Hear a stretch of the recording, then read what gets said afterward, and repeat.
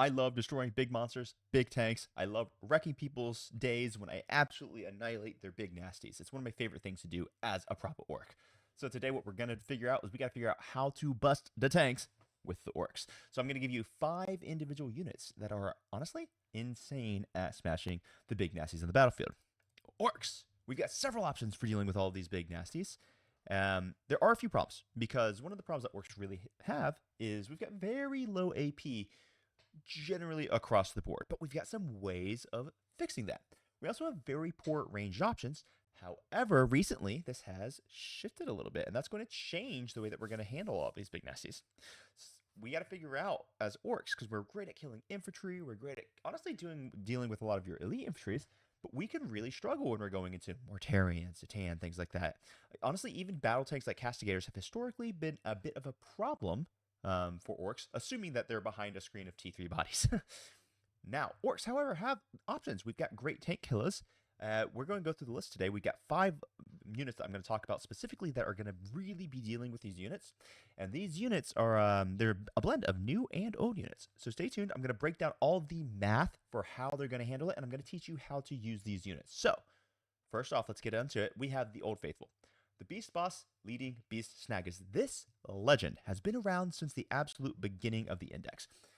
He broke into the battle scene as being one of the most useless units in 9th edition to being one of the most useful units in 10th edition. It's very exciting. So when he leads Beast Snaggas, he gives them +1 hit. And Beast Snaggas synergize with him because the Beast Snaggas give him reroll hit rolls. Now he also has his dev wounds when he charges, and that blends super well with the anti-monster vehicle keyword 4+. So basically when he charges, he's going to cause dev wounds on 4-ups against monsters and vehicles. When you have the Snaggas, they give him the reroll hit rolls, so you seriously start fishing for those, sustained hits if you're playing in War Horde, or even if you're playing in Tactical, or if you're playing in the Big Hunts, because any one of these 3, you can get sustained hits on your orcs. Actually, in both the Big Hunts and in War Horde, you can get them critting on 5s, which really ups the ante of how much damage this guy does. So you've got, like I said, we got the multiple detachments. The amount of damage this guy does is kind of wild. So by himself, assuming he's leading a unit of Beast Snaggas, he will deal 8 damage to a Land Raider. He'll deal 10 damage if you give him sustained hits on 5s. That's not bad. And then you're going to get 4 to 6 damage for the rest of the squad if you're sustaining hits on 5. So when you lead a squad of Beast Snaggas with him, you most likely kill a Land Raider. That rocks. If you really want to make sure that you kill it, you just want to throw grenades before you charge in. Luckily, in orcs, basically everything has the grenades keyword, and that is very hunky-dory. So, for 175 points invested, this squad mops up against your monsters and vehicles, and he is a total freaking rockstar. Now, let's go to number 2 unit, the Breaka boys. Now, this is one of the newer units. They're super hot. They're super awesome. They rock. I'm loving utilizing them. I am still waiting for a solo release so I can get the rest of my Breaka boys together because, dude, I'm not going to go buy 3 starter sets to get 3 squads of these. I'm just going to wait for a solo release. They are quite pricey. They cost like 140 points just for the unit of 6, but they got a job to do, and they're doing that job well. They have a very low volume of attacks, so they only have 2 attacks each, but it is going to be with what you call a Smash Hammer. And that Smash Hammer is going to be giving them a Strength 6, AP 2, Damage 3, which is super unique in orcs. We do not have access to Damage 3. And it's stacking with the anti-vehicle monster 4-up keyword. One of your dudes is going to be rocking the Tank Hammer, which has that sweet dev wounds keyword, which meaning he's causing dev wounds on 3s against your monsters, on 4s, I mean. Dev wounds on 4s against your monsters and vehicles. Now, he does also have the hazardous keyword, so sometimes he just blows himself up, which is honestly very orky and very freaking hilarious. Now, when you give these guys... Oh, and by the way, there is an option for a weapon called the Knuckle Dusters, which is giving you like multiple attacks. It's better against hordes and stuff. Don't ever take it. It is just objectively worse. Always take the Smash Hammers. Now, when you give them sustained hits 1 and you're outside of a WAAAGH, they perfectly kill a Vindicator. And you can give them sustained hits 1 in Tactical. Remember, because there's a stratagem just to give sustained hits 1. And you can also, of course, give it to them in... War Horde. Now, I believe you can actually give them sustained hits in Dread Mob as well if you lead them with a mech. So there's lots of ways that you can give them sustained. I'm not really a Dread Mob player though, so whatever.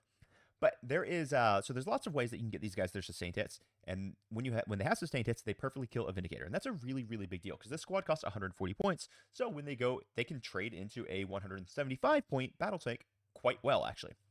So you're going to deal anywhere between 9 and 12 damage with them if you crit 5s. So 9 damage without the crits, but 12 damage if you do crit on 5s, assuming you're like in Warhorde or something. The key here is that these guys are equipped with 2 squig bombs, meaning they throw the squig bomb, they cause anywhere between 1 and 3 mortals with the squig bomb, they get to natively re-roll charges, and they have the beautiful, beautiful grenades keyword. So basically, you can pretty much always, assuming that you can end your normal move within 8 inches of a Vindicator, so you can also throw the grenades, you can pretty much guarantee that this squad will murk any battle tank that it charges. And that is a very powerful and big place to be. When you are inside the WAAAGH, however, their damage gets a little bit bonkers. So they're going to go anywhere between 12 and 15 damage to a Land Raider, 18 if you give them crits on 5s, assuming you're like in Warhorde or something like that. And then you can also add in your bomb squig, and you can add in grenades once again to guarantee. So it's basically can be a 140 point unit that's just going to go wipe a 285 point unit. It's actually very, very sick, and it gives you a very devastating tool in your pocket. Tool in your back pocket. And the nice thing is they have the 2 squig bombs. So if you're playing against, I don't know, Eldar, or you're playing against anyone with like some low knobs, you can start sniping out those low knobs very quickly with your squig bombs. Currently, I am running an army that has 13 squig bombs, and let me tell you, it is beautiful. It's just added mortal damage all over the place that your opponent is not ready for. It just skews the math ever so slightly so that suddenly you get to kill the thing that it was very iffy if you were going to kill it. These guys freaking rock, and they also have the bonus of having that sweet, sweet flat 3 damage against elite enemy infantry. Now, for 140 points, I adore these guys in Warhorde.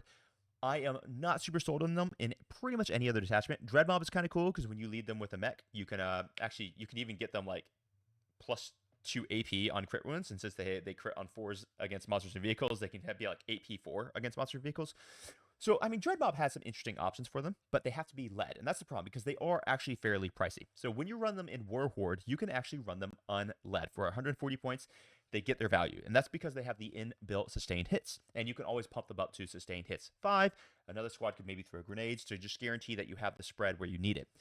If you're running them outside of Warhorde, I highly recommend you lead them with a warboss. Now, you could, of course, lead them with warboss in Warhorde as well, and that just makes the unit shockingly killy, but it also becomes a much higher price point, because at 75 points, that suddenly makes the unit cost a minimum of 215 points, depending on if you want to add enhancements or not. So it is a different price pointed unit. I'm running them in Horde because I am a Horde Vaxi, and 140 points unled. These guys are freaking nightmares, and they are amazing at killing things. Let's talk about the 3rd unit that crushes monsters and vehicles. These are the Nobz. I'm not going to spend too much time on them. Most people are fairly familiar with the way that Nobz are they've historically been our can openers. They have that critical AP2, which, once again, orcs are generally pretty lacking. Of course, now with the new units, I'm not necessarily saying that we're lacking AP that much anymore. So typically, you have to run them with the warboss for maximum output. Outcome is the wrong word. I should put output. Let's write that in. Output. There we go. There is a world where you can run them in Bully Boys with a Pain Boy, and you can just give them reroll hit rolls, so they don't necessarily need the warboss, but you need the +1 to hit on them, and in order for them to get their -1 to be wounded ability, assuming strength is higher than toughness, they have to be led by a warboss to proc that. So they really, really want the warboss. A 5-man plus a warboss is 180 points, which is generally relatively good value. That's going to be 15 or 20 if you're in the WAAAGH, strength 9, strength 10, AP2, damage 2 attacks, plus 4 or 9, depending if you're in the WAAAGH, strength 10, strength 11 for the warboss. This is going to be dealing 8 damage to a Land Raider, or you're going up to 12 in the WAAAGH, and if you're doing like your critical wounds and stuff. So that is they're not really made for opening Land Raiders, but when you look at War Dogs, they chew through War Dogs. It is a can opener supreme, and they absolutely devastate them. Now, one of the cool things about Nobz is I actually think they really like being run in Tactical Brigade. They love Warhorde wrong sustained hits base, and having sustains on 5 makes them very, very devastating. Or I'm sorry, getting crits on 5s makes them very devastating. But in Tactical, where you can give them +1 strength, ooh, it gets really spicy, because that means outside of the WAAAGH, you can get them to that critical strength 10, which is a huge breakpoint for dealing with battle tanks and things. In the WAAAGH, you can get them to strength 11 base, and the warboss can get all the way to strength 12, because you can just order them to have +1 strength. Not to mention, you can also order them to get the -1 or get the stealth aura. So suddenly these guys can be strength 10 outside the WAAAGH, strength 11 inside the WAAAGH, -1 to be hit and -1 to be wounded. It can make them actually very tanky and hit very hard. So I think Tactical Brigade, adores these Nobz. And it's honestly, the squad is a lot cheaper than running the Breaka boy led by Warboss. So in Tactical Brigade, they really shine. But of course, Warhorde loves them, and they're going to work in any detachment. And just don't forget, they're always going to chew through those WAAAGHs. It's very, very cool. They are pricey when you take them in 10s, but a 10-man is a 10-man will open just about anything in the freaking game. So I like running a 10-man. I currently am running a 5-man in my current list, which I'll probably do a video on tomorrow to kind of demonstrate where I'm at right now. And holy crap, let me tell you guys, this list is stupid. Now let's go to unit number 4. This is the Tankbusters. Can I just tell you, these guys have completely transformed my entire experience with orcs. My Warhorde lists are completely different, and they function at such a higher level than they ever did without the Tankbusters. The new Tankbuster profile has just completely changed the game for orcs, and it's making orcs... My God, I cannot tell you how excited and comfortable I am with where orcs are right now. I think orcs are so far below what the win rate should reflect. I think the win rate for Warhorde should be so much higher than it currently is. And I'm going to show you guys why when I show you my list tomorrow. But basically, I'm running three squads of Tankbusters in any list I make right now. You can easily run these guys unled, and I pretty much always run them unled. For 120 points, you get 5d3 rocket shots. You could take a 63 rocket shots because you could take an extra rocket launcher. But just trust me on this one. You always want to take the pulse rockets instead of the extra rocket launcher. The pulse rockets will give you a once per game ability to give them a strength of 10 or +1 strength, so strength of 10 and AP 3, meaning you really, really will be mitigating cover, which is a big problem with your AP 2 shooting. That is a huge deal. And if you catch things out in the open without cover, oh my goodness, whew, you are causing some serious damage to them. That also applies to the entire unit. So if you want to maybe boost up the damage output of the squad a little bit, you can actually lead them with a big mech with shock attack gun.